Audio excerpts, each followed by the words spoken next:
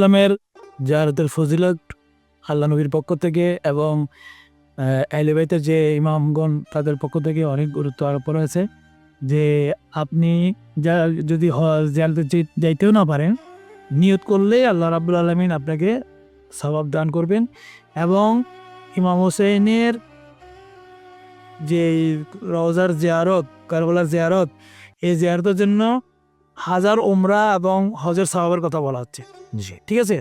তো এবং আপনার যদি কোনো লোক এই যে নাজাফ থেকে কারবালা যে 80 কিলোমিটার আপনার মাসি বাজে রেখে ওয়াকিং বলা হয়, হেঁটে পায়ে হেঁটে যায়, এইটা যত কদম আপনি উঠাবেন এবং হাঁটবেন, আল্লাহ রাব্বুল আলামিন আপনার জন্য সওয়াব এবং আপনার গুনাহ মাফ করবে। সুবহানাল্লাহ।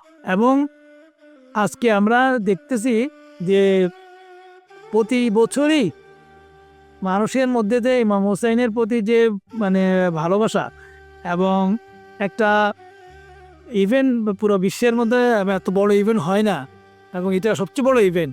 এবং লোকেরা যারা যেতে পারে নাই এবছর, যারা যেতে পারে নাই বাংলাদেশ থেকে, তারা কিন্তু এখনও কান্না করতেছে যে আমি আমি যেতে চাচ্ছিলাম ভিসার কারণে বা ভিসার সমস্যার কারণে যেতে পারিনি।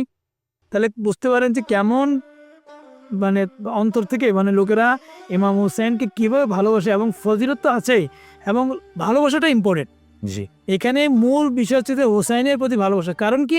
হোসাইন মাজলুম, জি ইমাম হোসেনের মতো মাজলুম, এবং ইমাম হোসেনের সাথে যে ঘটনা কারবালাতে ঘটেছে ট্র্যাজেডি বিশ্বে হয় নাই, হবেও না।